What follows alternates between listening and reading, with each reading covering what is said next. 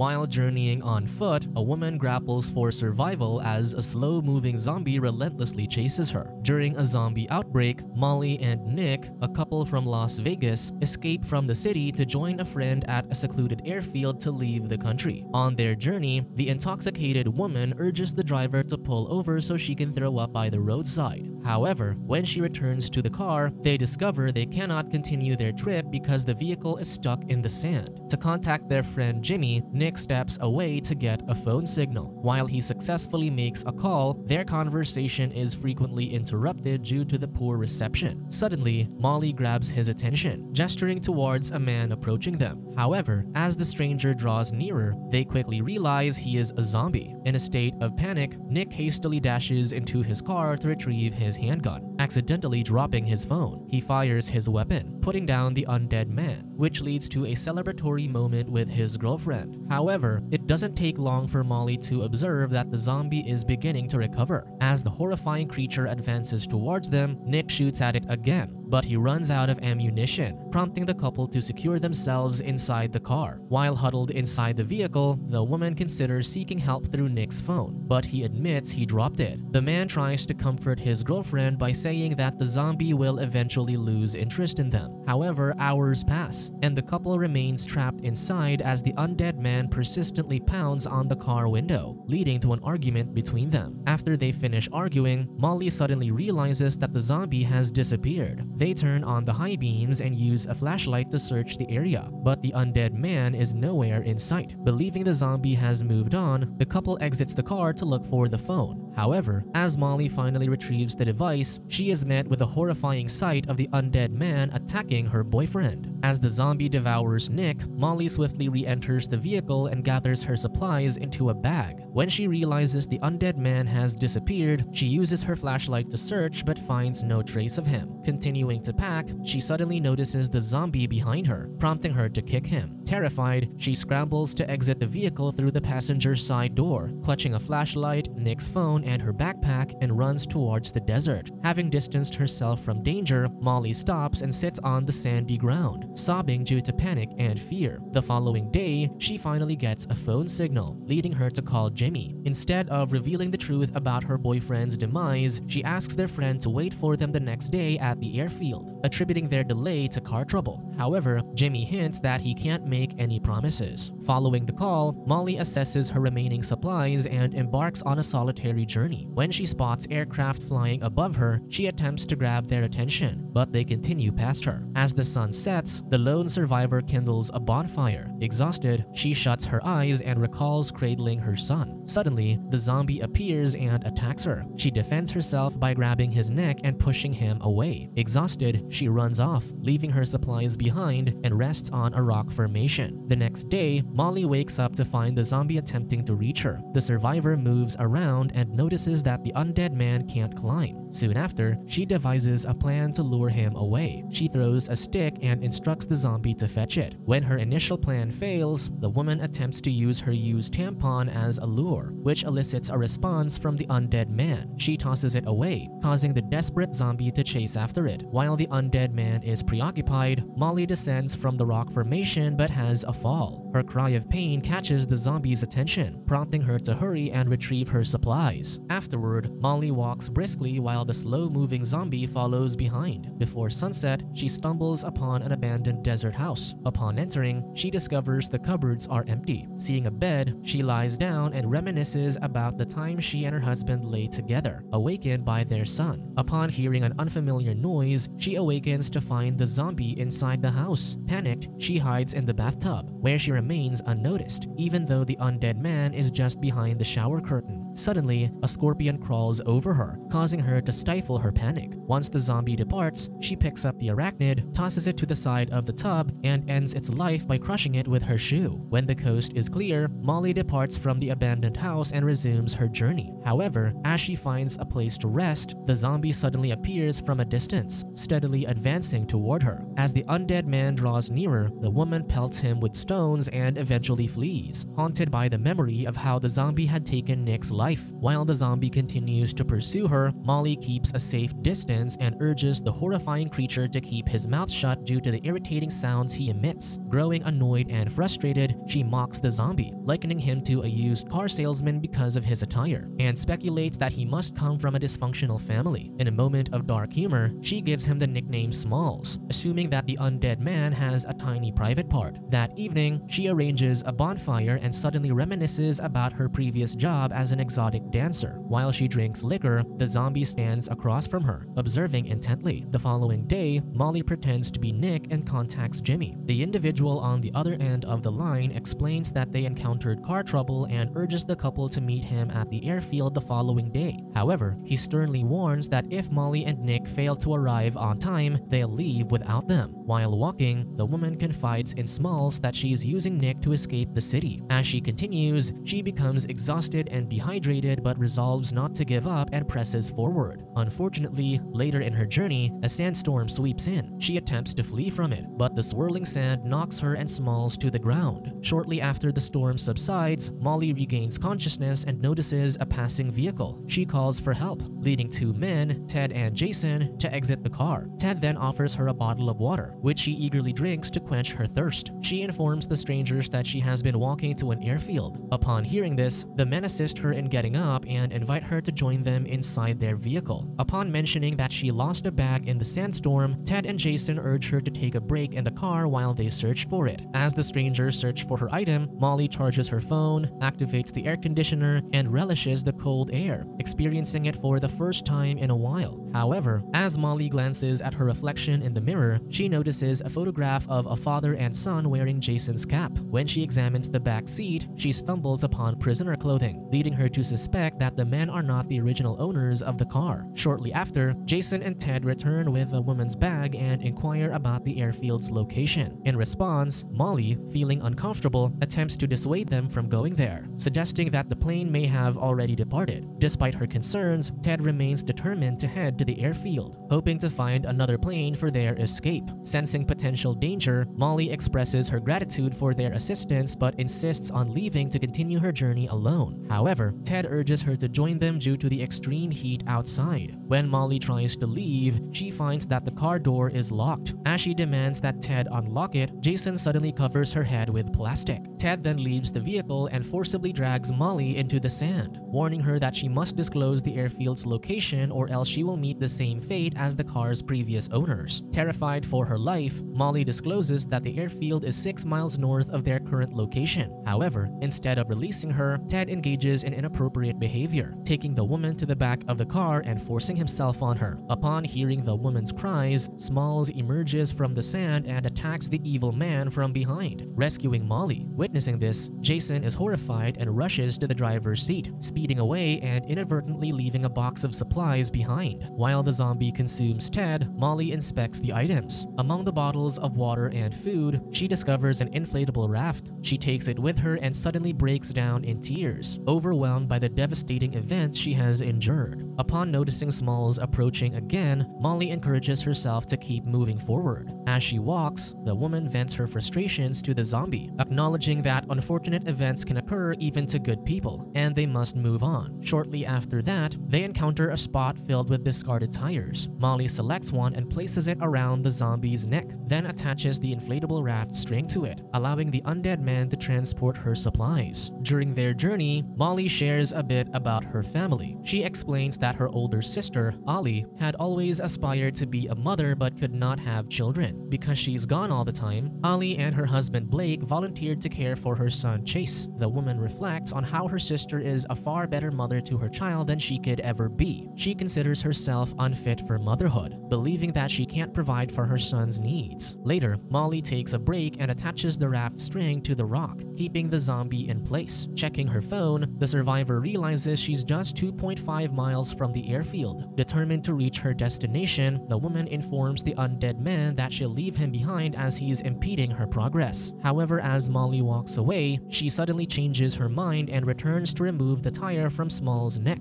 As he is about to attack her, Molly screams at the undead man, commanding him to stay. Hearing this, Smalls complies, just like an obedient puppy. Exerting control over the zombie, the woman continues to include him in her journey. That night, she retrieves a tin can from her backpack and becomes emotional while holding it. Molly then confides in Smalls that she used to play a game called Telephone with her son Chase. They created make-believe phones using 2 cans and a string. She then places the can to her ear as if expecting to hear her son from the other end of the line. The next day, Molly and Smalls walk over a mile and reach a road, where they spot approaching vehicles. In a sudden panic, she pulls the zombie into a hiding spot, hoping to remain unnoticed. Believing the road is safe, the survivor unexpectedly overhears people talking, indicating that one vehicle has stayed behind to investigate the area. To keep Smalls safe, she places a heavy rock on top of the string and hurries to the center of the road to approach the soldiers. Seeing the woman, they swiftly raise their guns, wary of a potential infection. Without delay, she clarifies that her car got stuck, and she's journeying on foot to reach the airfield down the road. When the soldiers attempt to offer her a ride, Molly declines, stating that her husband will join her eventually. However, Small breaks free and suddenly approaches her, drawing the soldiers' attention, who assume he's her infected husband. Molly urgently implores the soldiers not to shoot the zombie. Unfortunately, one of the officers fires a shot, hitting the undead man in the leg and causing him to fall to the ground. Worried, Molly rushes to Small and attempts to calm him down. However, the wounded zombie unexpectedly bites her finger, shocking her. Thinking on her feet, the woman immediately disinfects the wound by pouring liquor, only to realize that the virus is gradually spreading. Left with no alternative, she grabs a rock to amputate her finger in a desperate attempt to stop the infection. As she does so, she reminisces about being a first-time mother and cradling her son in her arms. After these events, Molly returns to Smalls, who cannot stand anymore. To bring him with her, the woman lifts him and places him in the inflatable raft, which she pulls as she continues towards the remote airfield. As she continues her journey, the survivor is filled with excitement when she spots the airfield, realizing that she's almost reached her destination. However, her joy quickly transforms into concern when she glances back at Smalls, who tumbles out of the raft. Despite her attempts to motivate him to continue, the zombie cannot move. Upon discovering the undead man's wallet, Molly learns that Smalls was married before becoming a zombie. Realizing that her zombie friend is too weak to continue the journey with her, she picks up a large rock.